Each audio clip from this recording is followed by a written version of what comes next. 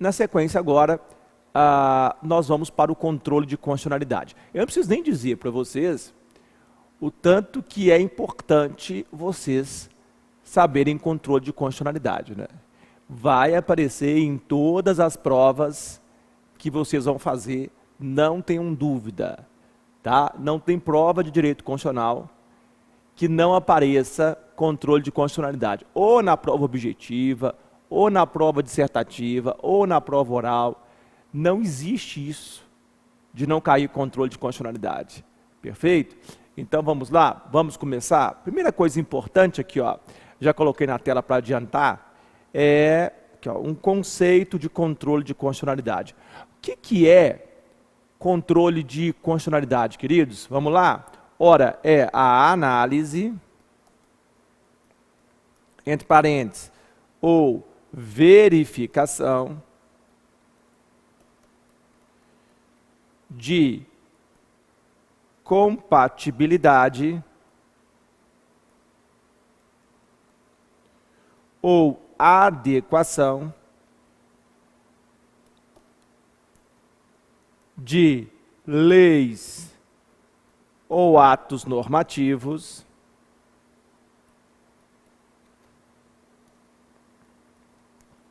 em relação a uma Constituição. Então, é a análise ou verificação de compatibilidade ou adequação de leis ou atos normativos em relação a uma Constituição. Então, toda vez que nós fizermos uma análise ou verificação de compatibilidade ou de adequação de leis, às vezes não é lei, né? É só o que a gente chama de ato normativo, em relação a uma Constituição, nós vamos estar fazendo controle de constitucionalidade, né? Aqui, ó, uma observação aqui já inicial, né? O controle de constitucionalidade, na verdade, é uma análise aqui que envolve o quê? A parametricidade da Constituição em relação a leis ou atos normativos. Então é uma relação de parametricidade, uma relação de parâmetro, aqui, ó, entre a Constituição e as leis ou atos normativos. Qual que é o parâmetro do controle? Sempre o parâmetro vai ser a Constituição. E as leis ou atos normativos, ora, são o objeto do controle. Então, toda vez que eu falar em parâmetro, vai ser a Constituição. Toda vez que nós falarmos em objeto, vai ser leis ou atos normativos. Tá? E aí, se as leis ou atos normativos, nessa análise ou verificação de compatibilidade ou adequação com a Constituição, se as leis ou atos normativos estão de acordo com a Constituição, elas vão ser mantidas no ordenamento, vão ser válidas. Se as leis ou atos normativos, né, que são objeto do controle, não estão de acordo com o parâmetro, essas leis ou atos normativos não vão permanecer no ordenamento, vão ser extirpadas do ordenamento, tá? E aí, queridos, depois do estudo dos direitos fundamentais, que é um estudo muito teórico, né?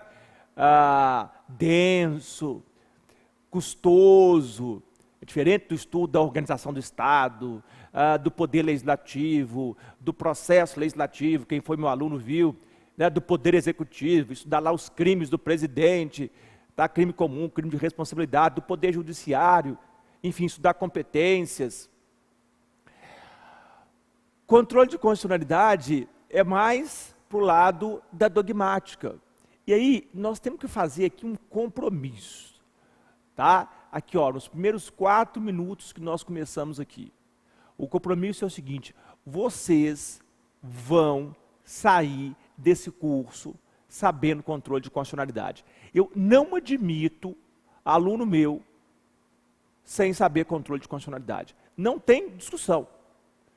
Então, a partir de agora, o que nós vamos fazer? Ora, o controle é uma análise ou verificação de compatibilidade ou de adequação de leis ou atos normativos em relação a uma Constituição? Sim. As leis ou atos normativos são objeto do controle e a Constituição é o parâmetro? Sim. Aqui, vocês vão ter que aprender esse negócio. Você está assistindo aí em casa? Você vai ter que aprender isso aí. Aqui, se vira aí, porque eu vou me virar aqui. Você vai ter que aprender controle de constitucionalidade a partir de hoje. Fechado isso? Ótimo. Então vamos lá. Está aqui o conceito. Segundo ponto. Quais são os pressupostos do controle de constitucionalidade? E aí, ó, eu coloquei uma palavrinha aqui bacana. Os pressupostos do controle de constitucionalidade, tá? Forte. Quais são? Ora, qual que é o ponto de partida? Qual que é a bandeirada para o controle de constitucionalidade? Poxa, não é uma análise ou verificação de compatibilidade ou adequação de leis ou atos normativos em relação à Constituição? Nós não vamos analisar se leis ou atos normativos são compatíveis ou não, são adequados ou não com a Constituição? Não é isso? Então, quais são os pressupostos? Ora, primeiro pressuposto, aqui ó, uma Constituição formal e rígida. Ora, uma Constituição formal e rígida. A Constituição tem que estar aqui, ó. Ela tem que estar acima de qualquer outra lei. Ela tem que ser dotada de supremacia em relação a qualquer outra norma do ordenamento. Tá? Justamente para no momento em que a lei ou o ato normativo, aqui ó, que é o objeto do controle, contrariar ela, a lei ou o ato normativo ser considerado inválido, não se sustentar perante a Constituição, que tem supremacia em relação a qualquer lei ou ato normativo. Então, primeiro pressuposto, Constituição formal e rígida. Segundo pressuposto, ora, a Constituição como fundamento de validade para o restante do ordenamento.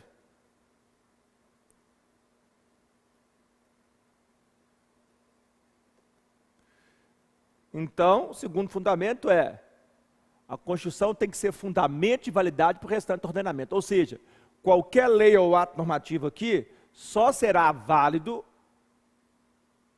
se estiver de acordo com a Constituição. A Constituição fundamenta a validade do restante do ordenamento. 3. O 3 é ótimo, né? Ora, a existência de quê? De um órgão dotado de legitimidade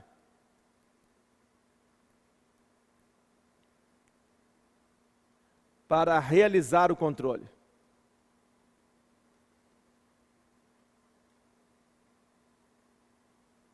Um órgão dotado de legitimidade para realizar o controle.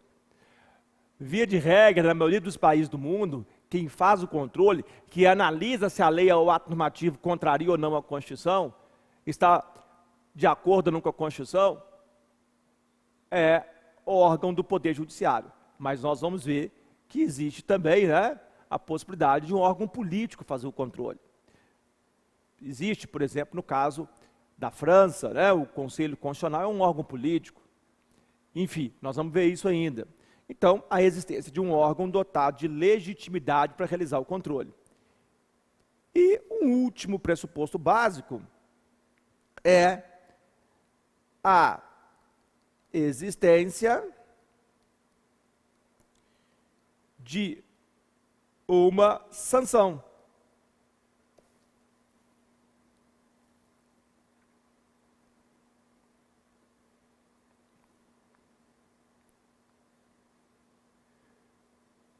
Para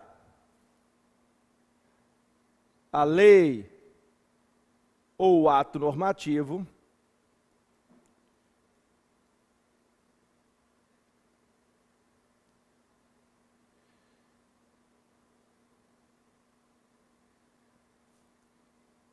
que contraria a Constituição.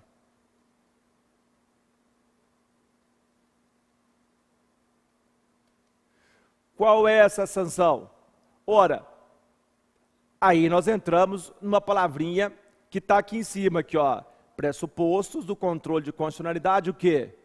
Forte. Vou até mudar aqui, ó. Se o controle de constitucionalidade é o controle de constitucionalidade forte, né? Ou também clássico, nós vamos ter a existência de uma sanção para a lei ou ato normativo que contraria a Constituição. Não dá para observar aqui, ó, a lei ou ato normativo se é compatível ou não com a Constituição, com o parâmetro aqui do controle que é a Constituição. Observar que a lei ou ato normativo não é compatível com a Constituição. E a lei ou ato normativo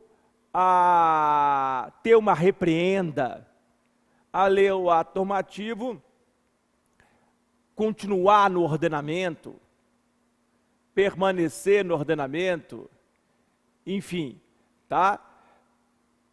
No âmbito aqui do controle de constitucionalidade, que nós chamamos de controle de constitucionalidade forte ou clássico aqui, ó. Qual é a sanção? Vamos lá?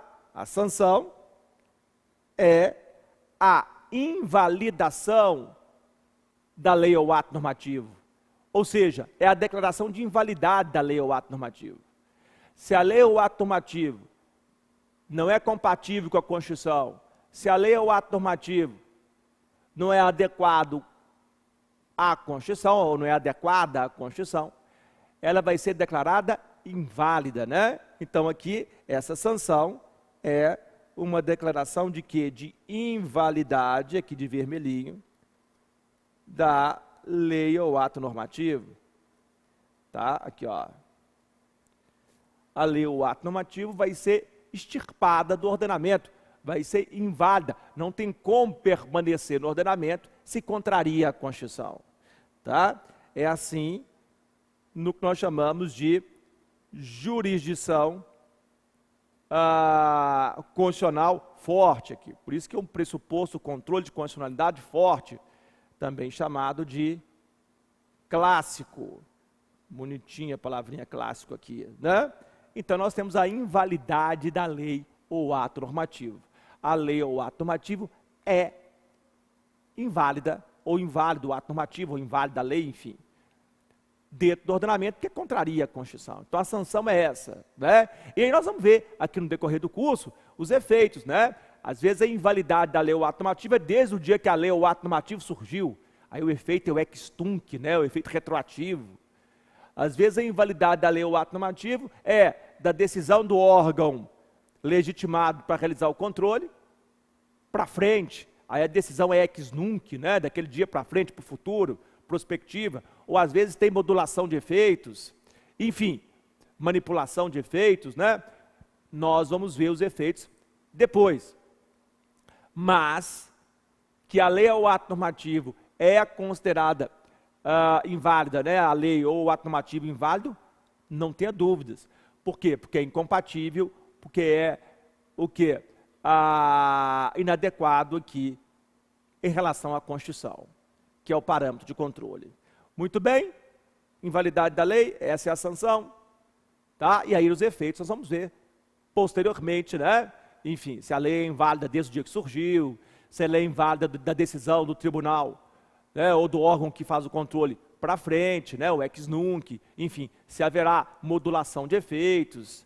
Tranquilo, então? Aprendemos os pressupostos do controle de constitucionalidade, ou do que nós chamamos de controle de constitucionalidade forte, ou clássico. Então, o que nós aprendemos até agora? Duas coisas. Primeiro, o conceito de controle de constitucionalidade. Segundo, os 4 pressupostos do controle de constitucionalidade, que nós vamos chamar de controle de constitucionalidade forte ou clássico. Tá? É o controle de constitucionalidade tradicional. Perfeito? Clássico aqui, ou também chamado de tradicional. Muito bem. Agora, existe um outro tipo de controle de constitucionalidade, que é o controle da chamada jurisdição constitucional fraca. E aí, eu disse isso na aula de ontem, falando dos direitos fundamentais. Às vezes você acha, né? Nossa, pô, esse tema é complexo, surge um autor aqui da Alemanha, pesado, no meio, numa observação. Preparando para ser juiz federal, procurador da República, juiz de direito, promotor de justiça, defensor público. A prova vai ser difícil mesmo.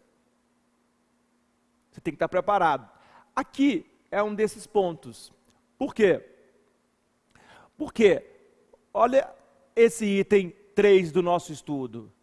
Tá? Geralmente você não vê ele por aí em aulas de constitucional, ou em livros também, que é a diferença entre a jurisdição constitucional forte e a fraca. Geralmente você não aprende isso em faculdade. Qual é a diferença? Ora, a jurisdição constitucional forte, eu acabei de falar dela. A jurisdição constitucional forte é aquela em que a lei ou ato normativo incompatível com a Constituição é declarada, né, a lei ou o ato normativo declarado que inválida. Vamos falar da lei, né? Para não ficar toda hora lei ou ato normativo. Então, na jurisdição constitucional forte, a jurisdição constitucional forte, coloque aí, é aquela em que a lei incompatível com a Constituição é declarada inválida e é extirpada. Ah, Bernardo, eu tenho problema com a palavra extirpada. Olha, coloca aí, afastada, retirada. Gostou agora? Do ordenamento. Então, tchau para aquela lei, tá? Por ser considerada inválida. Vejam, né? A lei não é revogada por outra lei, porque quem revoga a lei é outra lei. O legislador faz isso. Mas a lei é considerada inválida e extirpada do ordenamento. E afastada do ordenamento. Tá? Não existe mais. Nós, por exemplo, na aula de ontem, falamos de um pedaço do artigo 224 do Código Eleitoral. Um pedaço que foi considerado inválido, lá do artigo 224, parágrafo 3º do Código Eleitoral. Quem lembra da aula de ontem? Quem não está assistindo o módulo aí, né? Eu dei uma aula ontem sobre direitos fundamentais. Não tem uma parte lá, após o trânsito em julgado, que o Supremo declarou inconstitucional, que o Supremo declarou inválido no ordenamento? Não tem que esperar o trânsito em julgado para que tenha nova eleição. Não foi isso? Basta decisão final da Justiça Eleitoral, ainda que haja recurso extraordinário, tramitando. Não foi? Então, aquela parte não estava riscada? Você não viu lá? ADI 5525? Então, aquela parte é inválida. Aquela parte está extirpada do ordenamento. Então, nós temos uma declaração de invalidade com a retirada da lei do ordenamento, por invalidade. Muito bem. Ora, e aí? Porém, nós temos uma outra jurisdição. A forte está aqui, ó. As características dela. Controle de constitucionalidade forte, ou clássico, ou, né, tradicional. Dos principais países que inventaram o controle de constitucionalidade. Começou nos Estados Unidos, depois foi para a Áustria, e aí Alemanha, Itália, Portugal, Espanha, Brasil, né? Está aí, ó. É o tradicional, nós vamos falar muito daqui a pouco ainda disso. Agora, existe uma outra jurisdição que pode aparecer na prova. Existe um outro controle de constitucionalidade que pode aparecer, que é a chamada jurisdição constitucional fraca.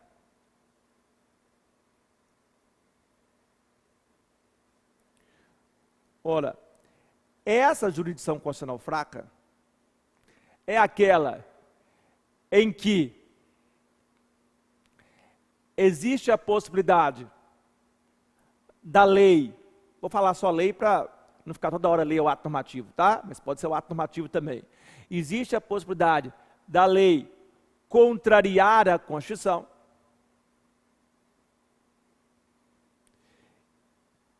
e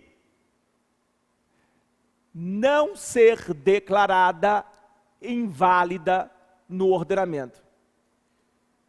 E não ser declarada inválida no ordenamento. Ou seja, a lei é incompatível com a Constituição, mas pode permanecer no ordenamento.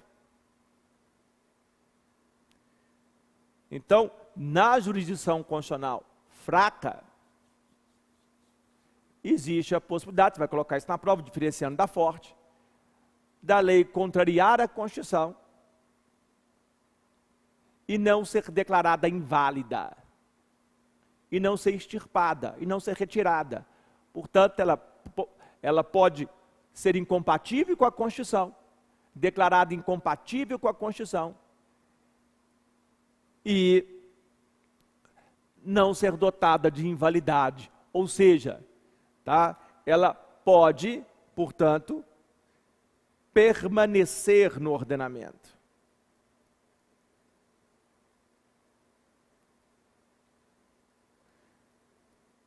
Bernardo, mas que doido isso.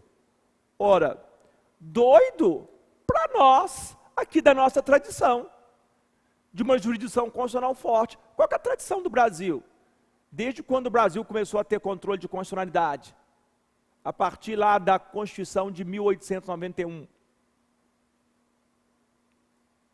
Constituição efetiva mesmo, né? Nós tínhamos uma Constituição provisória em 1890, que já falava em controle de constitucionalidade, mas era provisória. A efetiva mesmo é a de 1891, a que foi para valer mesmo, né? A Constituição de 1891, de 24 de fevereiro. Enfim, desde lá do final do século XIX, nós temos uma tradição de uma jurisdição constitucional forte. Tá? Para nós, se a lei entra em zona de colisão, de conflito, de contrariedade com a Constituição, aqui é hasta la vista, baby. É thank you very much. Tá? Entra lá no Instagram lá para a lei, lá, coloca lá, fui para a lei. É hashtag partiu para a lei. Porque ela vai ser considerada inválida e vai ser afastada. Aí nós vamos ver os efeitos, né? Enfim, para quem que ela vai ser afastada? Vai ser só para as partes? Vai ser erga omnes, para o ordenamento inteiro? Vai ser com efeito ex tunc, retroativo, desde o dia que a lei surgiu? Ou ex nunc, daquele dia da decisão do órgão que fez o controle para frente? Enfim, você vem com uma bagagem mínima aí, pelo menos lá da sua escola, né, da sua faculdade, você sabe mais ou menos desses padrões, né? Nós vamos falar com calma de todos, mas a lei, ela não permanece, perfeito? Diferentemente de uma jurisdição constitucional fraca. Então, eu estou ensinando uma coisa que não é ensinada em faculdade, via de regra, e que a maioria dos livros nem traz, e que provas da magistratura, do Ministério Público, das Procuradorias de Estado, Defensoria Pública, estão cobrando. E aí está deixando muita gente maluco. Eu recebo mensagem, Bernardo, o que é esse negócio de jurisdição constitucional fraca? Vai lá no meu livro, na página 1880 e 1905, enfim, que está lá, bonitinho, tá? O examinador cobrou aqui algo que está lá no meu livro, que é a jurisdição constitucional fraca, e alguns poucos livros, né? 10% no máximo, que é essa jurisdição em que a lei pode contrariar a Constituição, que há um constrangimento, há uma situação estranha, né? Uma situação esdrúxula, bizarra. Por quê? Porque ela pode continuar no ordenamento, mesmo contrariando a Constituição, ela pode permanecer no ordenamento. Está aqui, ó, a jurisdição constitucional fraca. Então, o que nós aprendemos no item 3?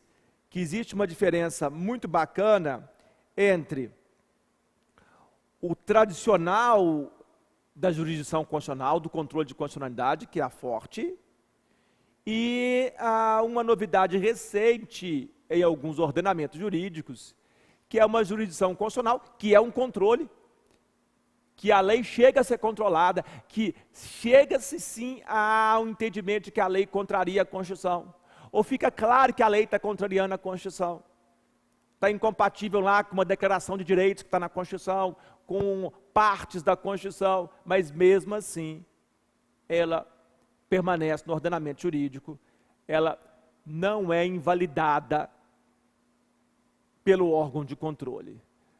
Tá? Bernardo, mas para que serve isso então? Que controle que é esse? Olha, pode ser para um constrangimento ao órgão que fez a lei, pode ser, enfim, para que esse órgão tome vergonha na cara, enfim, pode ser que ele tenha ônus argumentativo maior, enfim, no enfrentamento da questão, né? Enfim, sai no jornal, a população inteira sabe, a televisão coloca, o rádio, a mídia, a internet, e aí, o que o órgão que fez a lei vai fazer? Vai continuar com aquela lei, mesmo em tese, peitando a Constituição, ou não? Então, enfim, existem aí explicações possíveis, né, para a jurisdição constitucional fraca. Bernardo, tem exemplos? Ora, os dois exemplos que vão aparecer em prova desse tipo de jurisdição constitucional aqui são os exemplos do Canadá e da Inglaterra.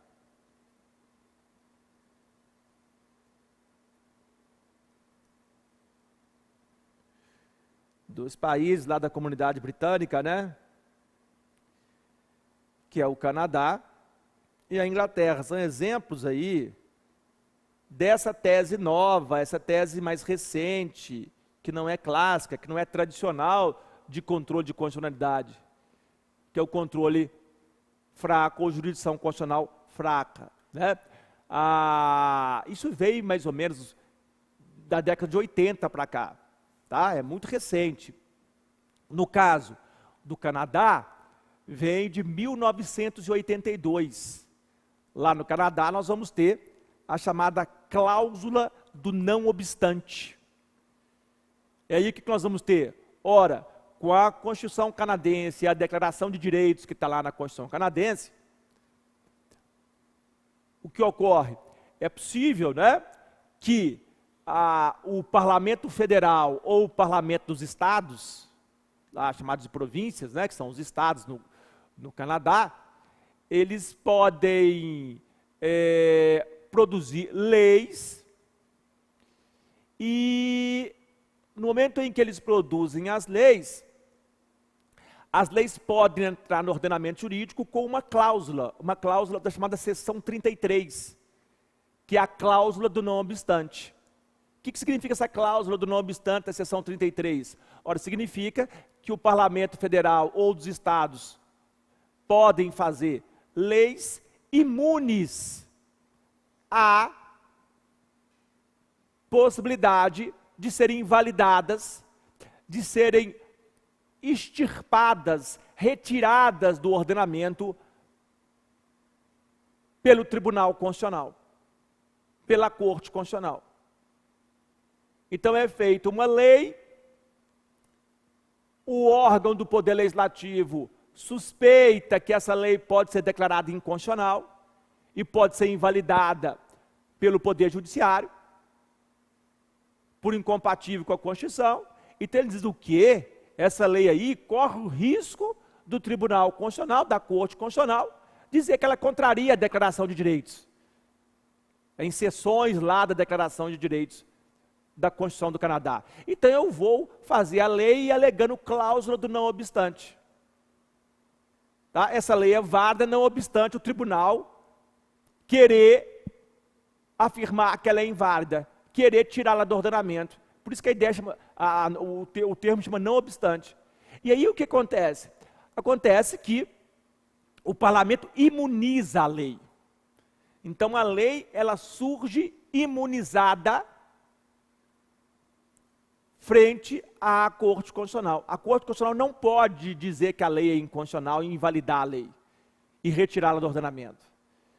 Ah, Bernardo, para sempre isso? Não, por 5 anos.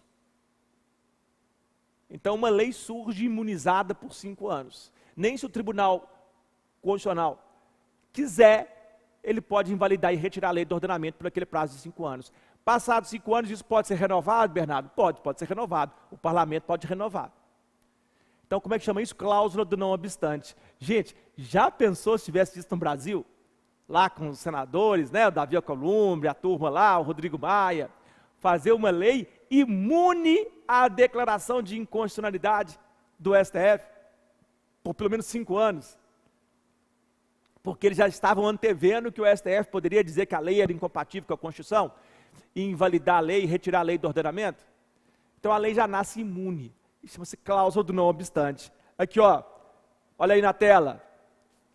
Você que está aí no seu computador, aqui, ó, como nós estamos na quarentena, né? É legal aqui, vocês não estão aqui ao vivo. Aí, ó, você guardar aí, ó, cláusula do não obstante. Presente na seção 33 da Declaração de Direitos da Constituição do Canadá. Isso é lá de 1982, aqui, ó, recente. Então, essa seção declara que o Parlamento Nacional ou Legislativo da província, províncias são os estados lá, tá? Quebec, Montreal e tudo mais, né?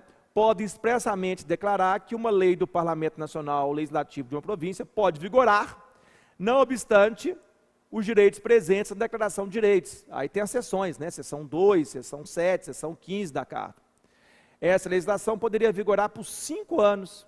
Com isso, a lei ficaria imunizada de uma decisão do Poder Judiciário de incompatibilidade dela mediante a Declaração de Direitos lá da Constituição. Perfeito? Presente na Constituição lá desde 82. Ou seja, o Parlamento Nacional das Províncias, com base nessa cláusula, tá? Podia, né, com base nessa cláusula, anular os efeitos da Declaração de Direitos no que tange a determinada legislação por um período sempre renovável de 5 anos. Então, essa seção permite o quê? Uma imunização prévia de disposições legislativas contra o controle de constitucionalidade em relação à Carta de Direitos. Portanto, qual a conclusão? A seção 33 deixaria o Legislativo a última palavra sobre questões sobre direitos previstas na Carta. Previstas aonde? Na Constituição, lá a Declaração de Direitos, que foi anexada lá em 1982, né, na Constituição do Canadá. Ou seja, no final das contas, para essas leis aqui, a palavra final ficou com o legislador, que ele pode ir renovando, fazendo imunizações da lei, e a corte pode olhar e falar, putz, mas essa lei aí, ela contraria a Constituição. Mas ela está imunizada. Está vendo? Não tem como invalidar a lei e retirá-la do ordenamento. Então, existe uma jurisdição constitucional?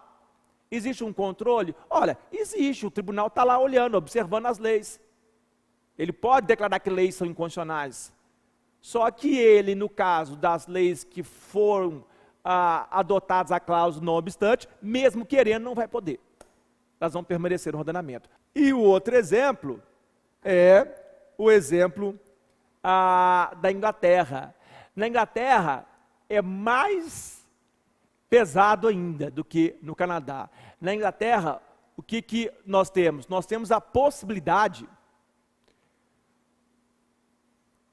dos tribunais superiores, né, ou da Corte Constitucional, que existe na Inglaterra, já tem um tempo, tem uma Corte Constitucional na Inglaterra, né, declararem a incompatibilidade de uma lei em relação ao Tratado de Direitos Humanos. Tratado lá que veio da União Europeia, né, o Human Rights Act. Hoje se discute, inclusive, como é que vai ficar isso. Está em stand-by, né, mas, enfim, vamos ver, porque a Inglaterra saiu da União Europeia. Mas até então, até 2019, né, era basicamente isso.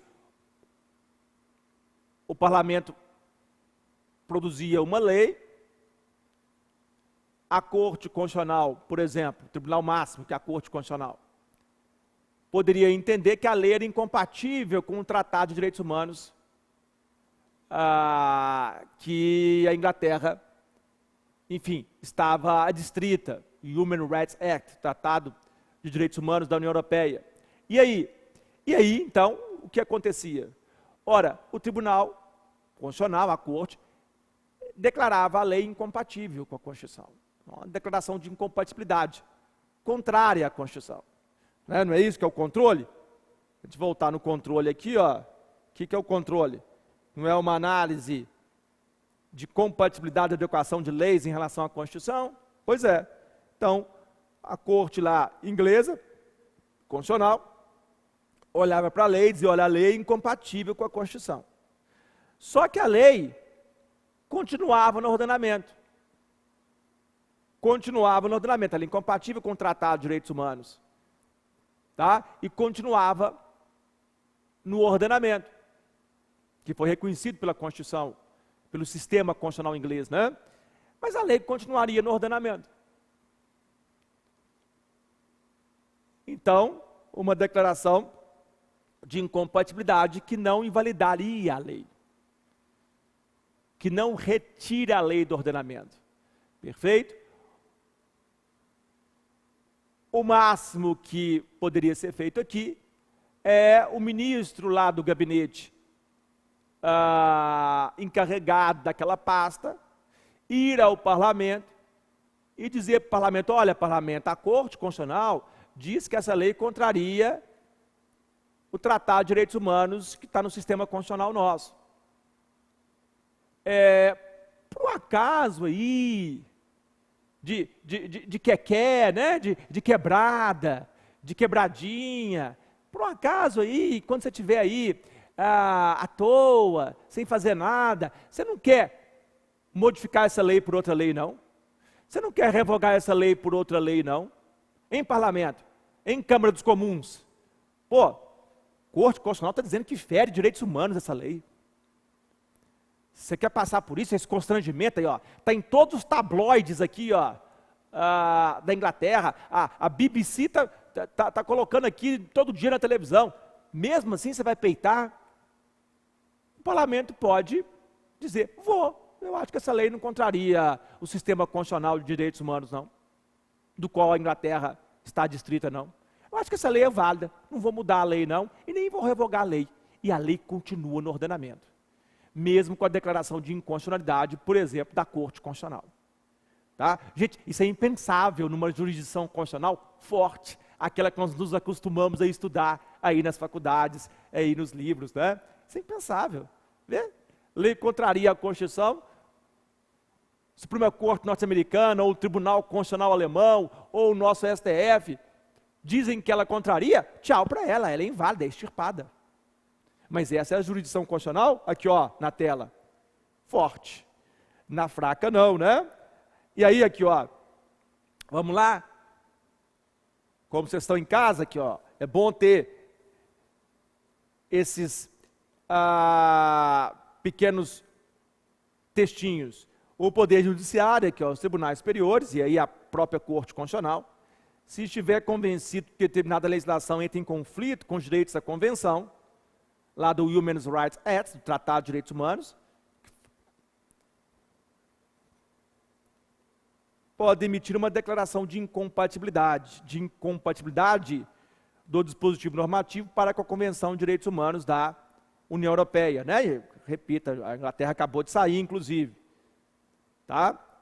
Porém, é bom que se diga que, não obstante essa declaração de incompatibilidade, nenhum tribunal, nem a Corte Superior, né, a Corte Constitucional, nem cortes inferiores, tem o poder de invalidar ou rejeitar tal legislação, que continuará em pleno vigor e validade. Jesus, Maria, José continuará em pleno vigor, até colocar aqui, ó, e validade. Tá? O máximo que ocorre aqui, gente, é, não tenha dúvida, um constrangimento para o parlamento. Na hermenêutica nós chamamos de constrangimento epistemológico. A gente está arrumando um nome bonito, né? Hermenêutica, né? Mas é um constrangimento. Tá? E a lei vai continuar no ordenamento. O parlamento pode fazer, se ele se sentir realmente constrangido de forma forte, né, pesada, enfim, ele pode revogar a lei para outra lei, ou mudar essa lei, alterando ela, mas aí vai depender do parlamento, tá? Então ele é apenas constrangido, e não mais que isso, porque a lei continua no ordenamento. Que bacana, né? Vocês estão fazendo um curso que vocês aprenderam a diferença entre a jurisdição constitucional forte e a jurisdição constitucional fraca. Chegar numa prova oral do Ministério Público Federal para a Procuradoria da República, perguntado isso, você não vai ficar chorando lá e desesperado, dizendo que nunca ouviu falar. Muito bem, vai lembrar do Bernardinho e vai explicar tudo o que eu disse agora para o examinador. Muito bem. Próximo item, item 4 do controle de constitucionalidade. Queridos, requisitos que devem ser respeitados para que as leis ou atos normativos sejam adequados ou compatíveis com a Constituição. Então, se o controle de constitucionalidade, tá, é uma análise ou verificação de compatibilidade, pode colocar a tela, ou adequação de leis ou atos normativos em relação a uma Constituição, se o controle é isso aqui, volta para mim. Como é que nós vamos saber se a lei é compatível ou não, se o ato normativo é compatível ou não com a Constituição? Se ele é adequada, se a lei é adequada ou não com a Constituição? É no achismo? É no achômetro? Ah, não, Bernardo, eu acho que essa lei aqui, essa aqui eu estou achando que é compatível com a Constituição. Estou achando bonita ela, né? Ah, não, Bernardo, essa aqui, ó, essa aqui não é adequada com a Constituição, não. Ah, por quê? Ah, não sei. Estou meio de mau humor hoje, eu estou meio down hoje, eu estou achando que essa aqui não é compatível. É assim, gente? Claro que não, né? Então, como é que nós podemos cravar, determinar, ora, essa lei aqui é incompatível com a Constituição? Tá? Portanto, no nosso âmbito de controle, na nossa tradição de uma jurisdição constitucional forte, né? De um controle de constitucionalidade forte, strong judicial review, né? E não de um weekly judicial review, mas de um strong judicial review forte, é invalidar a lei e tirá-la do ordenamento, extirpar ela. Porque é incompatível com a Constituição. Como nós vamos saber isso? Então, por isso, aqui, ó, o item 4 é: quais são os danados? Quais são os safadinhos dos requisitos, tá, que devem ser respeitados, que devem ser obedecidos, que devem ser preenchidos, tartaruguinhas do projeto Tamar, para que leis sejam adequadas e compatíveis com a Constituição. Queridos, não tem muito mistério aqui também não. Eu te disse que eu vou te ensinar controle de constitucionalidade, você vai aprender. Controle é muito mais fácil que direitos fundamentais. Embora tenha gente que acha que é mais difícil. Não é. São 2 requisitos que devem ser preenchidos, que devem ser obedecidos por qualquer lei ou ato normativo para estar de acordo ou compatível com a Constituição. Quais são os 2 requisitos? Ora, nós temos os requisitos formais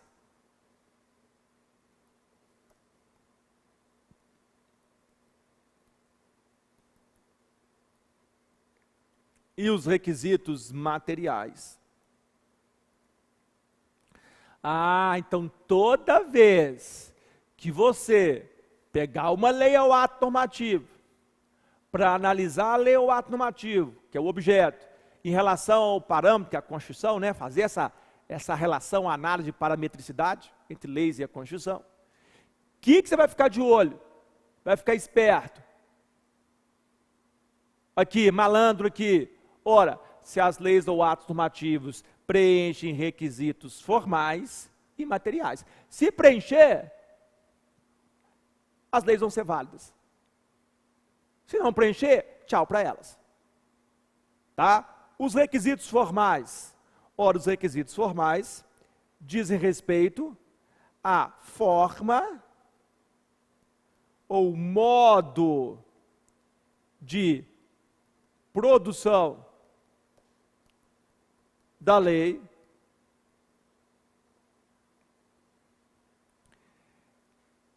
que deve estar de acordo com o determinado na Constituição. Que deve estar de acordo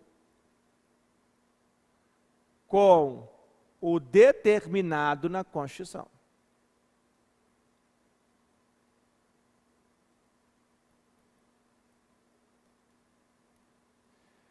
Então, os requisitos formais dizem respeito à forma ou modo de produção da lei. Abreviei produção aqui, que deve estar de acordo com o determinado na Constituição. Tá? Então aqui, gente, nesse ponto, não interessa o conteúdo da lei. A lei pode ser a melhor lei do mundo em termos de conteúdo, mas a forma ou modo de produção dela não está de acordo com o determinado na Constituição. Aí a lei vai ser inconstitucional. Aí, né, não tem jeito. Por quê? Por descumprimento de requisito formal. Tá? Então, gente, fazer lei não é casa da mãe Joana. Já viu essa expressão? Tá? Não é farra do boi. Não é vale tudo, MMA. Tá? Não. Aqui não é Anderson Spider-Man. Não é Conor Notorious McGregor. Tá? Não é a leoa aqui, Amanda Nunes. Não é. Não dá. Então, existe sim uma forma ou modo de produção do ato normativo que deve estar de acordo com um determinado na Constituição. Porque se não for feito dessa forma, sinto muito, pode ser a melhor lei do mundo, que vai ser inconstitucional. O conteúdo pode ser lindo, mas a forma não se sustenta. Por quê? Porque não está de acordo com o determinado na Constituição. Perfeito? Ótimo. E os requisitos materiais? Ora, os requisitos materiais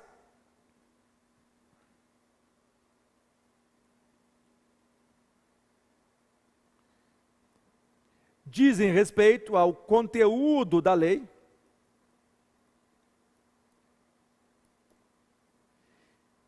que deve estar de acordo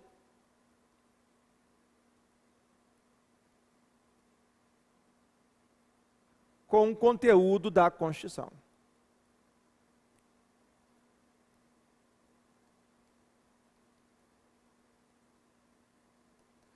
Então, na análise ou verificação de compatibilidade de leis ou atos normativos em relação à Constituição, nós não vamos fazer só uma análise formal. Vamos ver aqui se o processo de produção da lei cumpriu o determinado da Constituição.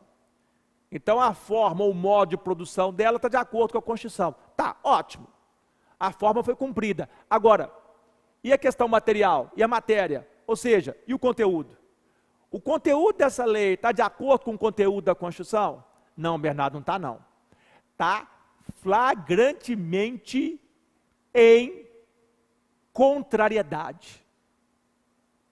Não se sustenta, pelo amor de Deus, se você olhar a Constituição e olhar o conteúdo dessa lei contraria o conteúdo da Constituição. É incompatível, é inadequado com a Constituição.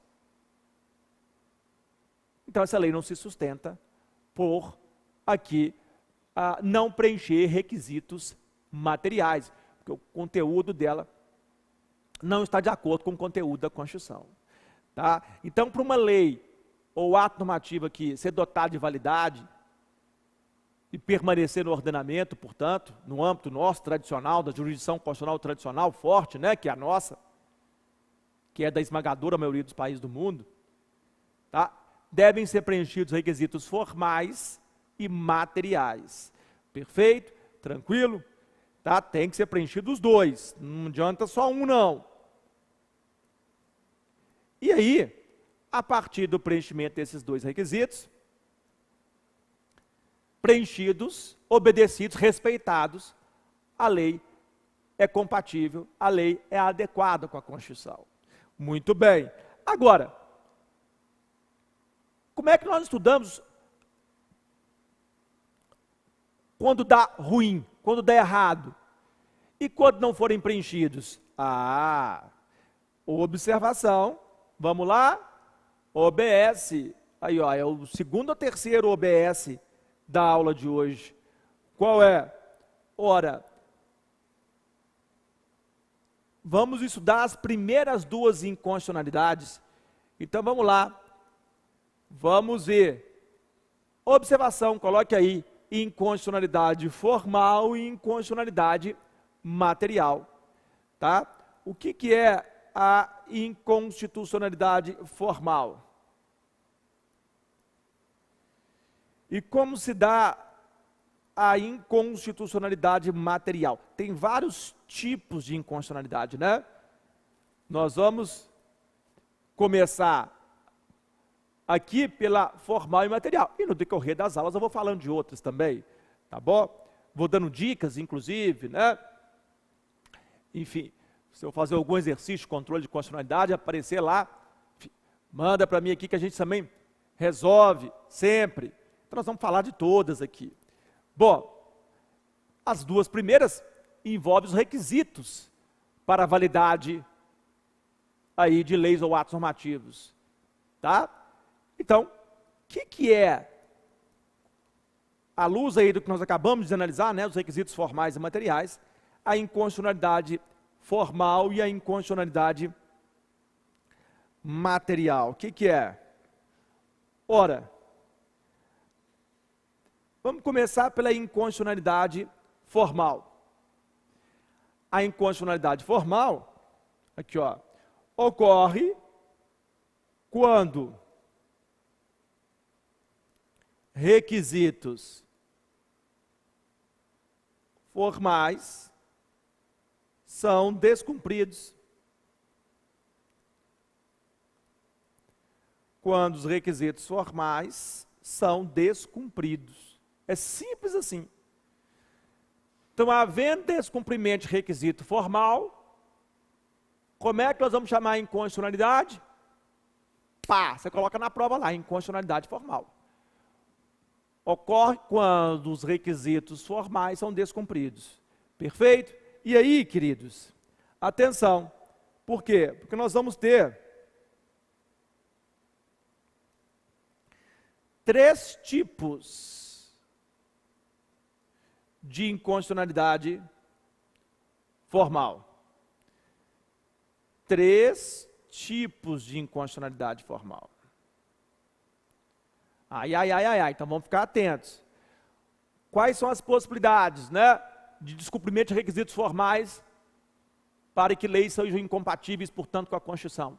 Não interessa se o conteúdo dela é bom, se o conteúdo dela é lindo, tá? Ela vai ser inconstitucional por descumprir requisitos formais, portanto, haverá uma inconstitucionalidade, a primeira que nós estamos estudando, hein? Chamada de formal. Quais são os 3 tipos? Nós vamos ter a chamada inconstitucionalidade formal orgânica,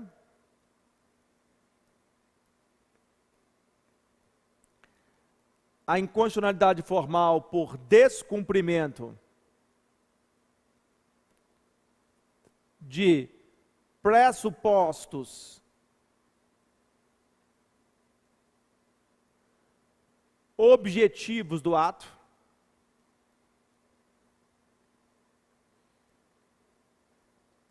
e a inconstitucionalidade formal propriamente dita.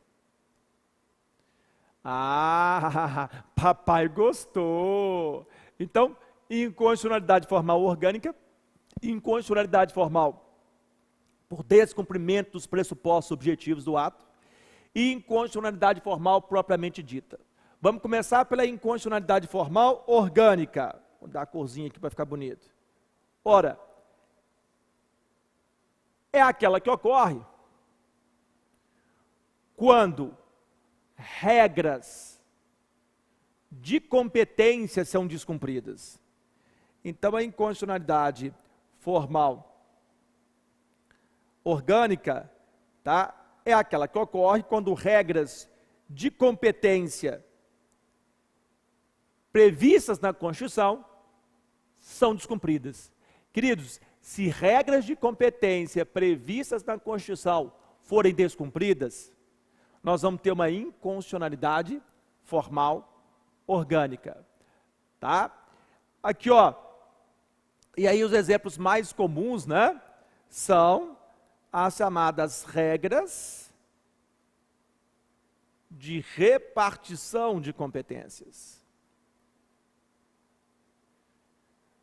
Aqui, ó, entre parênteses, no âmbito do federalismo.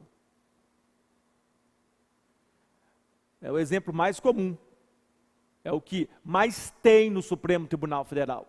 Você pegar um ano do Supremo Tribunal Federal, pegar o ano de 2019, 2020 está prejudicado aí pelo Covid, né, pelo novo coronavírus e tal, mas se pegar 2019, 2018, vai estar lotado, eu juro para vocês, não é conversa de professor não, para deixar você atento na aula não, vai estar lotado de inconstitucionalidade formal orgânica, por descumprimento de regras de repartição de competências.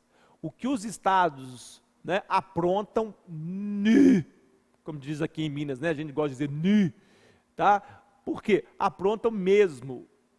Então nós temos aí inconstitucionalidade formal orgânica pra caramba, por descumprimento de regras de competência previstas na Constituição, especificamente aqui como exemplo, regras de repartição de competências, entre parênteses, no âmbito do federalismo. Como está aqui, ó. Quer ver o exemplo bacana? O exemplo do artigo 22 da Constituição. Então nós vamos ter lá o exemplo do artigo 22. Várias matérias aí do 22, temas do 22, são aí de competência privativa legislativa da União. Compete privativamente à União legislar sobre direito civil, direito penal, direito processual civil, processual penal, direito eleitoral, direito do trabalho, direito empresarial, agrário, marítimo, espacial, águas, energia, telecomunicações, enfim, políticas de crédito, câmbio, desapropriação. Se a gente for ver, é um mundo de competências legislativas privativas da União. Aí vai lá um safadinho de um Estado membro e legisla sobre esses temas. Não adianta, pode ser a melhor lei do mundo em termos de conteúdo. O Supremo vai lá e declara a inconstitucionalidade formal dessa lei estadual. Tá? Vou pegar um exemplo aqui bacana. O Estado de Rondônia, há uns anos atrás, fez uma lei interessantíssima. Olha que lei bacana. Vê se você concorda comigo.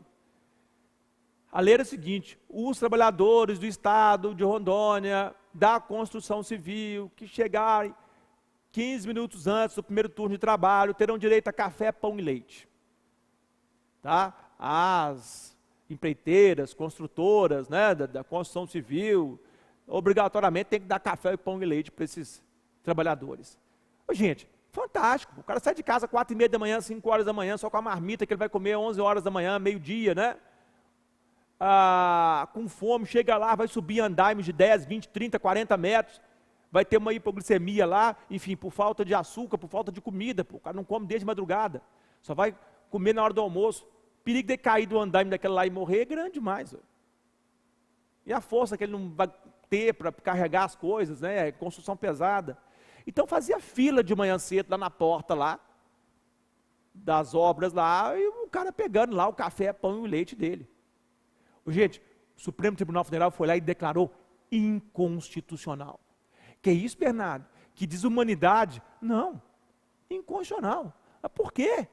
Porque o problema nem é de conteúdo, o problema é de forma, inconstitucionalidade formal, por descumprimento de regras de repartição de competências no âmbito do federalismo.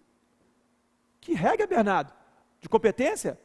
Gente, artigo 22, inciso 1 da Constituição. Qual? Compete privativamente à União legislar sobre direito do trabalho. Sinto muito, não compete ao Estado. A União delegou para o Estado? Não, Bernardo, essa matéria aí não delegou, não. Então, sinto muito. A competência é privativa da União. Tá? Ótimo. Outro exemplo bacana, que vale a pena citar, é regra de competência de ato normativo. Então, a regra de competência de espécie normativa. Vou colocar um termo mais didático. Ato ou espécie normativa. Não tem problema colocar ato, não. Mas pode colocar também espécie normativa. Tá? Exemplo. Tem gente que acha que a inconstitucionalidade formal é só no âmbito do federalismo, né? Que é o que mais tem, uma enxurrada, como eu disse, de estados aprontando, né? Aí no dia a dia do federalismo, descumprindo a Constituição. Mas também tem inconstitucionalidade formal por regra de competência de ato ou espécie normativa. Exemplo, tal tema, tal matéria está reservada à espécie normativa, lei complementar. Ah, Bernardo, nossa, eu fico impressionado, você é tão sabichão, né, Bernardo? Gente, não sou não, é só abrir a Constituição. Está lá, as matérias de lei complementar são taxativas na Constituição, está expresso na Constituição. Não precisa ser sabichão para isso, não. Não precisa fazer doutorado em Direito Constitucional para isso, não. E aí, vai lá o nosso Poder Legislativo, nosso querido Poder Legislativo, e faz uma lei ordinária sobre aquela matéria, que era reservada à lei complementar. Ora, pode ser a melhor lei ordinária do mundo. Haverá, você vai marcar na prova, vai lembrar de mim na prova. Marca lá, sem dó nenhuma, hein? Sapeca lá. Inconstitucionalidade formal orgânica. Se perguntar qual é a inconstitucionalidade formal, você vai colocar orgânica. É uma inconstitucionalidade formal, e você perguntar qual? Orgânica. Se não perguntar, se tiver lá na prova objetiva só inconstitucionalidade formal, marca lá, que é formal. Mas estou dizendo aqui que o nome dela é orgânica. Por descumprimento de regras de competência no âmbito do federalismo? Não, por descumprimento de regra de competência de espécie normativa. De ato, né, ou espécie normativa. Perfeito? Tranquilo também? Que esse tipo de invasão aqui gera inconstitucionalidade formal? Ótimo. Próxima. Inconstitucionalidade formal por descumprimento de pressupostos objetivos do ato. Tá? Ocorre quando requisitos expressos na Constituição para a produção de leis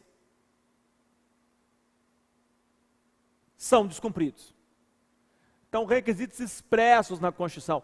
O Canutilho, lá em Portugal, diz requisitos inarredáveis, expressos na Constituição, para a produção daquela lei ou ato normativo, são descumpridos. É simples assim.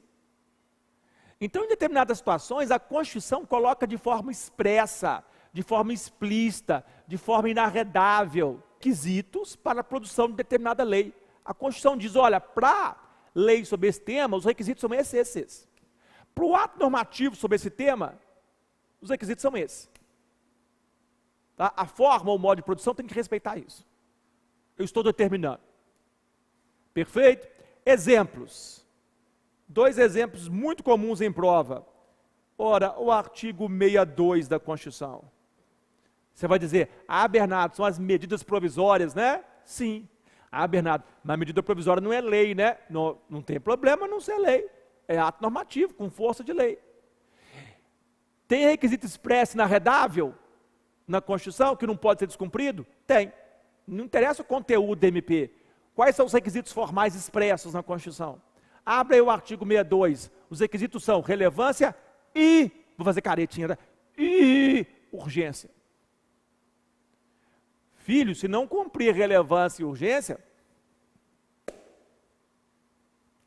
dançou. pode ser a melhor MP do mundo, haverá uma inconstitucionalidade formal por descumprimento de pressupostos objetivos do ato. Objetivamente, aquele ato normativo exigia, não sou eu que estou dizendo não, é a Constituição, tais requisitos expressos. Foram cumpridos? Não. Então, falta de relevância ou de urgência, ou dos dois, enfim, de um, né, ou dos dois, tanto faz, gera inconstitucionalidade formal, pode colocar lá, tá? Tranquilo? Outro exemplo bacana é o do artigo 18, parágrafo 4º da Constituição. Que doido, Bernardo, adoro esse 18, parágrafo 4º. Sim, envolve lá a criação de novos municípios. Esse 18, parágrafo 4º, ele foi modificado pela emenda 15 em 96, em setembro de 96. Nós estamos em 2020, né? Mas em setembro de 1996 foi modificado. E aí o que a emenda 15 trouxe de novidade? Ora, a emenda 15 estabeleceu 4 requisitos para a criação de um município no Brasil. Primeiro, tem que ter uma lei complementar, aí ó, complementar, não é ordinária não, da União autorizando a criação. Segundo, tem que ter uma análise de viabilidade para saber se aquela região é viável o município. Terceiro, tem que ter um plebiscito com a população diretamente interessada, o povo tem que dizer sim ou não. E quarto, lei estadual. Aí sim a lei estadual vai criar o novo município. Agora, se por um acaso o Estado membro vai lá e produz a lei estadual lá na sua Assembleia Legislativa, criando um determinado município, sem que haja uma lei complementar da União autorizando a criação, né, ou uma análise de viabilidade, ou mesmo o plebiscito com a população diretamente interessada, haverá uma inconstitucionalidade formal. Ah, Bernardo, se a prova for mais expressa, explícita, e perguntar qual, haverá uma inconstitucionalidade formal por descumprimento de pressupostos objetivos do ato. Objetivamente, para esse ato normativo, essa lei estadual aí, para criar o município, o que se exige? Ora, se exige aí o que está no 18, parágrafo 4º, então não tem choro. Perfeito? Tranquilo esse tipo de inconstitucionalidade formal? Ótimo. E por último, a inconstitucionalidade formal propriamente dita. Tá? Ora, ocorre quando temos o descumprimento de regras do processo legislativo.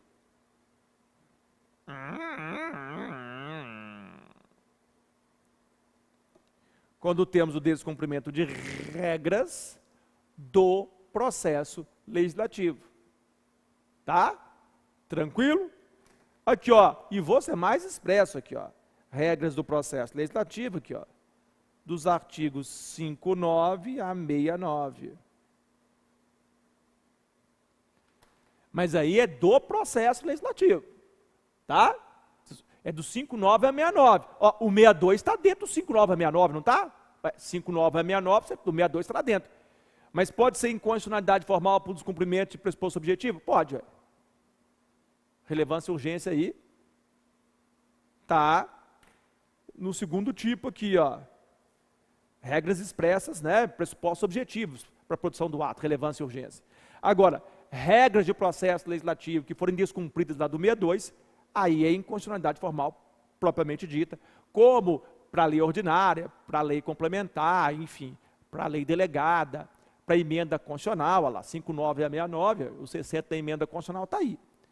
Então, nós vamos ter inconstitucionalidade formal propriamente dita quando há o descumprimento de regras do processo legislativo. E aí, aqui, ó, deixa eu achar aqui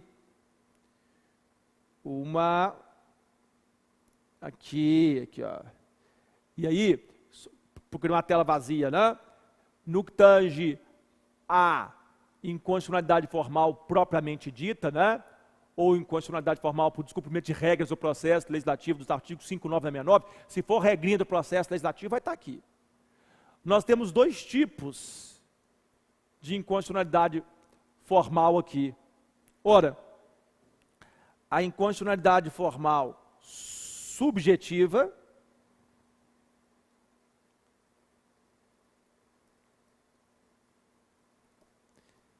e a inconstitucionalidade formal objetiva.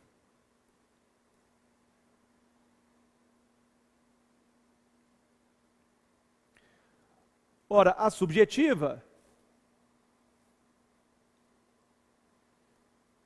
e a subjetiva e a objetiva. Vamos lá? Como é que é isso? Ora, quais são as fases do processo legislativo? Queridos, o processo legislativo tem 3 grandes fases. Quais são as fases? A fase de iniciativa, a fase constitutiva e a fase complementar.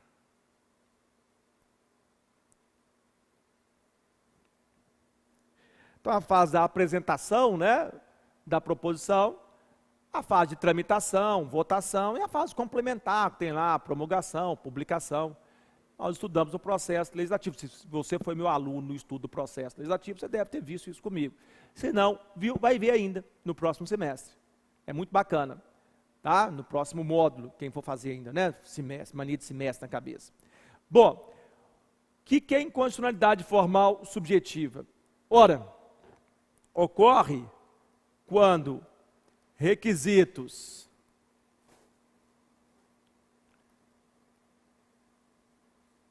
formais subjetivos são descumpridos. Vem cá, quando que requisitos formais subjetivos são descumpridos? Vamos fazer um raciocínio óbvio aqui. Não tem nada difícil aqui por enquanto. Requisito formal subjetivo. Subjetivo vem de quê? De sujeito. Qual das 3 fases tem sujeito? Pergunta mais idiota do mundo, hein? A fase iniciativa, constitutiva ou complementar? Pelo amor de Deus, Bernardo. Jesus, é lógico que a fase, o quê?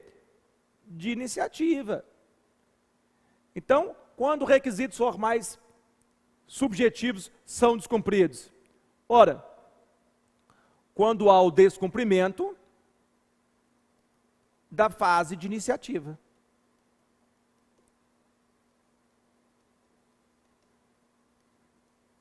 Tá? Vou até cortar a placa dela aqui. Posso cortar a plaquinha dela aqui, para você nunca esquecer, ó. Nunca vai esquecer disso na prova. Vai lembrar desse cortezinho aqui, ó.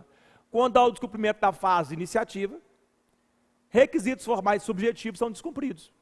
E aí a inconstitucionalidade formal, ou inconstitucionalidade formal propriamente dita, tá? É subjetiva. Por quê? Porque foi descumprida a fase de iniciativa. Por quê, Bernardo? Porque é a fase que tem sujeito, um sujeito para iniciar o processo. Ou seja, clarissimamente, o sujeito que tinha legitimidade para iniciar o processo, conforme a Constituição, não iniciou. E um sujeito sem legitimidade para tal, foi lá e iniciou.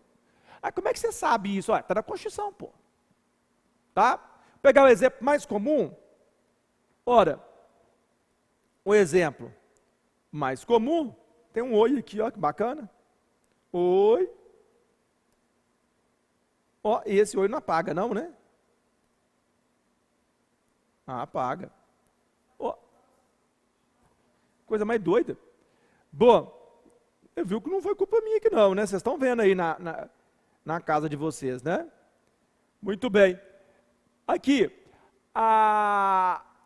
exemplo. Agora deu certo aqui, ó. Vamos pegar o exemplo que mais cai em prova, que é o do 61, parágrafo 1º. Se você for no 61, parágrafo 1º, você vai ver o quê? Que existe uma série de matérias que são de competência privativa do presidente da República iniciar o processo legislativo. No âmbito federal é assim. No âmbito estadual vai ser do governador, tá? Fique esperto. No âmbito municipal do prefeito, por simetria. Mas aqui, ó, o 61, parágrafo 1º, na Constituição Federal, na Constituição da República, diz que compete privativamente ao presidente da República deflagrar o processo legislativo em matérias lá, por exemplo, como servidor público, no âmbito federal. Perfeito? Então, quem tem que iniciar o processo? Presidente da República. Tá? Vamos supor que, ao invés do presidente da República iniciar, aqui ó, quem vai lá e apresenta o projeto de lei é um deputado federal, não é o presidente. Olha o projeto de lei aqui, ó. Então vai lá um deputado malandro, eu não conheço nenhum, só a título, né, abstrato aqui, você conhece algum? Eu não conheço. Mas vai lá um deputado malandro e pá, apresenta o projeto de lei. E o projeto de lei tramita na Câmara dos Deputados, é aprovado. Tramita no Senado, é aprovado. E aí, chega aqui no final para o presidente da República. E vocês querem saber? O presidente da República diz, eu deveria ter começado lá, né? Eu que devia ter apresentado esse projeto de lei, a iniciativa é minha, conforme a Constituição. Eu sou legitimado nos termos da Constituição. É privativo meu. Pois é, mas foi o deputado tal que começou e... quer saber? Olha, não deveria ter começado, não comecei, mas vou terminar.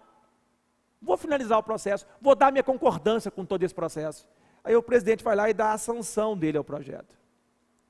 Com a sanção, esse projeto de lei vira lei. A questão é, essa lei é inconstitucional ou não? Independente do conteúdo dela, haverá aqui uma inconstitucionalidade formal dessa lei ou não? Ora, a grande pergunta que se faz aqui é a seguinte, a sanção, lá no final do processo, está aqui, ó, supre ou não o vício de iniciativa do início do processo? E aí?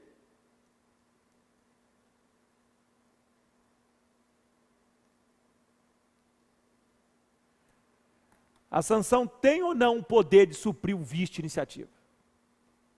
O presidente concordar lá no final do processo, com todo o processo, da aquiescência dele, supre ou não o vício lá do início do processo? Porque tem um vício no início.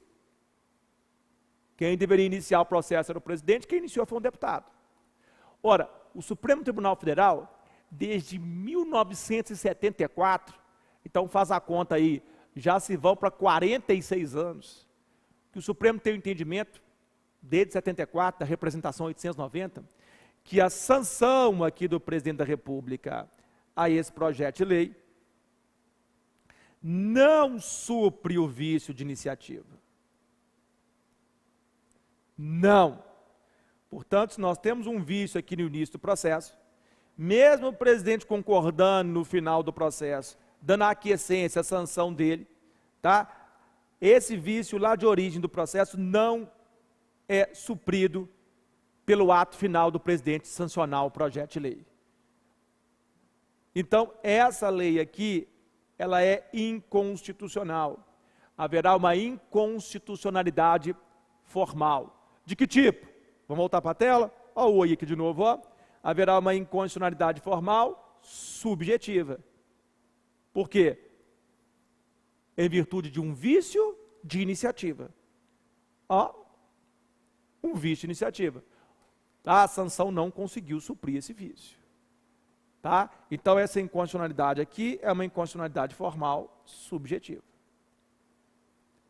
Por quê? Ora, porque o sujeito que deveria ter iniciado o processo não iniciou,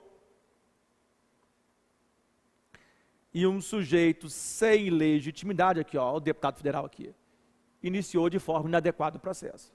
E a sanção lá no final não supre o vício de iniciativa. Portanto, inconstitucionalidade formal, se perguntar mais aprofundadamente na prova, e é possível, e inconstitucionalidade formal subjetiva, por descumprimento da fase de iniciativa, que é a fase que tem sujeito. Bom, inconstitucionalidade formal objetiva. Ora, ocorre quando requisitos formais objetivos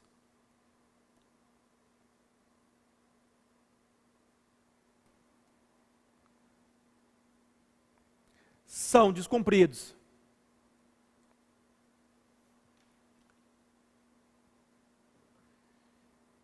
Esses dizem respeito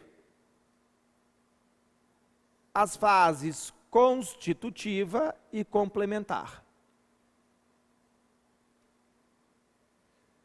Fase constitutiva e complementar. Perfeito? Então, quando ocorreu o descumprimento do processo legislativo na fase constitutiva ou na fase complementar, que são fases objetivas. Ora, a fase constitutiva é tramitação, é tudo objetivo. Quórum, votação. Tá? E a fase complementar também, a fase de promulgação, publicação. Então, ocorrendo descumprimento nas fases constitutiva, vou colocar tudo aqui, ó, e complementar, nós vamos ter uma inconstitucionalidade formal objetiva. Tá? Exemplo. Ora, vamos lá no artigo 69 da Constituição, né? O que diz o 69? O 69 diz, tá? A lei complementar exige um quórum de maioria absoluta para sua aprovação. Vamos pegar aqui, ó, na fase constitutiva, na fase de tramitação do processo legislativo. Nós temos lá um projeto de lei complementar tramitando. Aí, na fase constitutiva, na tramitação, na Câmara dos Deputados, o projeto de lei complementar é aprovado por maioria absoluta. Bonitinho. Aí vai para o Senado. No Senado, esse projeto de lei complementar também é aprovado, só que por maioria simples. Ixi, maioria simples, Bernardo? É. Aí vai para o presidente vai lá, sanciona, promulga, publica a lei. Nós temos uma nova lei complementar no ordenamento. Gente, não interessa o conteúdo dessa lei complementar. Haverá uma inconstitucionalidade formal, propriamente dita, ou uma inconstitucionalidade formal aqui, objetiva. Por quê? Porque objetivamente, aqui, ó, fase constitutiva, fase objetiva, exigia-se maioria absoluta para a aprovação da lei complementar. E em uma das casas, no caso aqui no Senado, o projeto de lei complementar foi aprovado por maioria simples. Sinto muito. Por mais bonito que seja o conteúdo dessa lei, por mais bacana que seja o conteúdo dessa lei, nós estamos diante de uma inconstitucionalidade formal, tá? Propriamente dita, objetiva, ou inconstitucionalidade formal objetiva. Perguntado numa prova, tá, de múltipla escolha objetiva, marca lá. Perfeito? Então, descumprimento da fase constitutiva e complementar, inconstitucionalidade formal objetiva, porque são requisitos objetivos de tramitação. Muito bem. Ótimo. Agora, voltando. É engraçado, né? Voltando a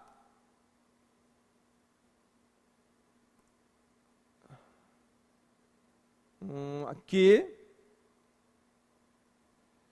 me perdi.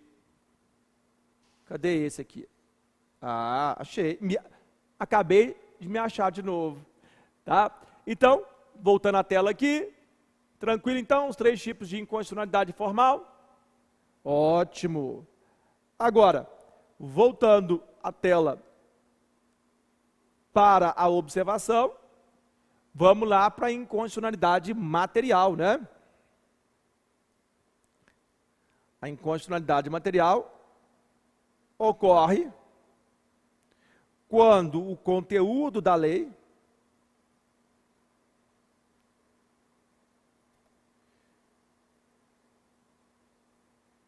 descumpre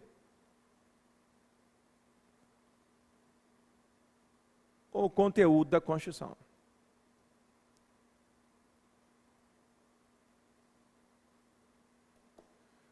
Ou seja, quando o conteúdo da lei contraria o conteúdo da Constituição. Ou colocar contraria, que eu achei mais bonito, contraria. Você pode manter o descumprir, não tem problema não. Mas eu gostei mais de contraria. contraria o conteúdo da Constituição. Descumpre ou contraria o conteúdo da Constituição. Então, quando o conteúdo da lei contraria o conteúdo da Constituição, sinto muito para essa lei. Não tem como ela permanecer no ordenamento. Tá? E, inclusive, é o que mais ocorre, né? Ocorre muito mais em inconstitucionalidade material do que em inconstitucionalidade formal. Embora no Brasil tenha muita inconstitucionalidade formal, sobretudo a orgânica e a propriamente dita do processo legislativo. São as duas que mais tem. Agora, a que mais existe no Brasil é a inconstitucionalidade material. Ocorre quando o conteúdo da lei contraria o conteúdo da Constituição. Tá? Agora, uma observação. Ora, atualmente,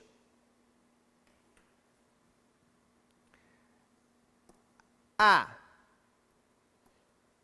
inconstitucionalidade material não diz respeito apenas ao conteúdo da lei.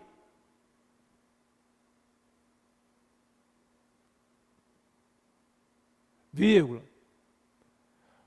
Pois ela envolve também uma análise da atuação do poder público. Entre parênteses aqui, ó, do legislador e do administrador. Ou seja, né, do poder legislativo e do poder executivo. Então, a inconstitucionalidade material, atualmente, não é só uma análise do conteúdo da lei em relação ao conteúdo da Constituição. Atualmente, né, pois ela envolve também, ela diz respeito também a uma análise da atuação do poder público, entre parênteses, do legislador e do administrador.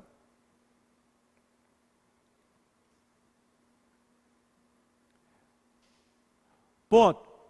Ou seja, ela envolve a análise se o poder legislativo e o poder executivo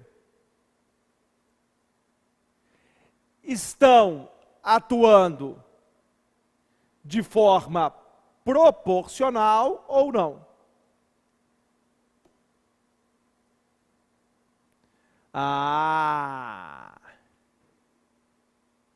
Se o poder legislativo ou o poder executivo estão atuando de forma proporcional ou não. Então, atualmente, não é só uma análise simples de conteúdo. Vamos ver se o conteúdo da lei contraria ou não o conteúdo da Constituição. Não. A inconstitucionalidade material também envolve uma análise da atuação do poder público. Da atuação do poder legislativo e do poder executivo. Isso é uma novidade nos últimos 30, 40 anos no mundo. Perfeito? Se a atuação é proporcional ou não. Então, hoje em dia, é muito mais exigido do poder público do que era há 40 anos atrás. Então, não é só uma questão de conteúdo. Às vezes, o conteúdo da lei não contraria o conteúdo da Constituição, mas a atuação do legislador ou do administrador não tem proporcionalidade. Então, vamos lá? Nesses termos, temos uma análise do princípio, e eu já ensinei isso para vocês, da proporcionalidade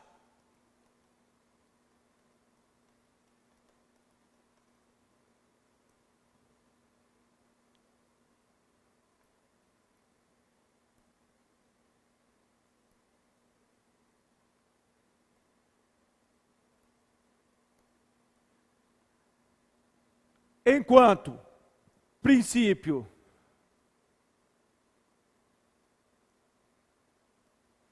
da proibição do excesso,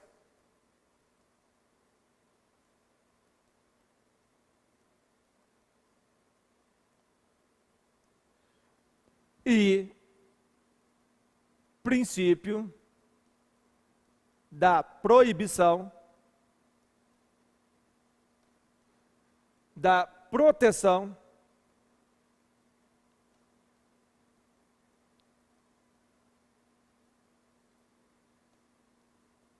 insuficiente. Então, é analisado, sim, não só o conteúdo da lei em relação ao conteúdo da Constituição, mas se a atuação do poder público é proporcional ou não. Se ela respeitou ou não o princípio da proporcionalidade. Hoje em dia é muito comum se abrir lá o site do STF e ver o STF dizendo, oh, essa lei é inconstitucional porque fere o princípio da proporcionalidade. Ah, por quê? Ora, porque ela é desproporcional.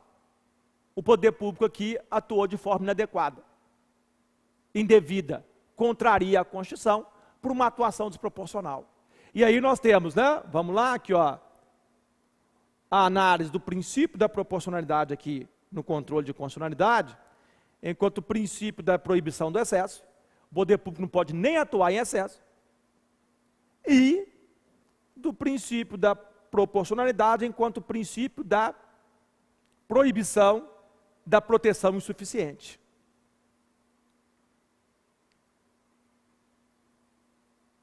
Perfeito? E é uma discussão, inclusive, atual, né? Enfim, sobre as leis, os decretos aí dos governadores, né, dos prefeitos, de isolamento, de quarentena, se eles estão exagerando ou não. E aí é a questão do princípio da proporcionalidade enquanto o princípio da proibição do excesso. Se os atos que eles estão praticando são inconstitucionais ou não, perante a Constituição, perante o direito de ir e vir, a liberdade de ir e vir, perante a livre iniciativa, a livre concorrência, princípio da ordem econômica, né, mandando fechar o comércio, mandando fechar uma série de atividades, né, enfim, o deslocamento em áreas, praças. Ou, do outro lado também, existe a análise, por alguns juristas, do princípio da proporcionalidade no que tange à atuação do poder público, enquanto princípio da proibição da proteção insuficiente. Se ele está atuando de forma insuficiente, permitindo que a pandemia existente no mundo se alastre pelo Brasil, tá? Se está descumprindo ditames da Organização Mundial da Saúde, né? E de cientistas de uma corrente majoritária que entendem que o isolamento deve ser mais rigoroso. Ou seja, há sim aqui, né, uma análise que tem que ser feita no caso concreto. E que pode permitir a um tribunal constitucional declarar a inconstitucionalidade ou não de uma lei ou de um ato normativo, por ferir a proporcionalidade, seja pelo excesso ou por uma proteção insuficiente. Tá? Bacana você ter aprendido isso agora. Muito bem. Qual que é o nosso próximo? Então, a inconstitucionalidade material não é só uma questão de conteúdo, é uma questão também de atuação do poder público, se proporcional ou não. Bom, próximo item importante. Aqui. Próximo item. Depois da inconstitucionalidade formal e material. Ora, sistemas ou matrizes de controle de constitucionalidade. Quais são os grandes sistemas de controle de constitucionalidade? Quais são as grandes matrizes de controle de constitucionalidade? Claro que nós vamos estar falando no âmbito nosso, né, que é o âmbito tradicional, que é o âmbito do sistema de controle de constitucionalidade forte, enfim, da maioria esmagadora dos países do mundo. Perfeito? Então, quais são os grandes sistemas? No mundo, o que nós temos de grandes sistemas de controle de constitucionalidade? São 3 grandes sistemas de controle.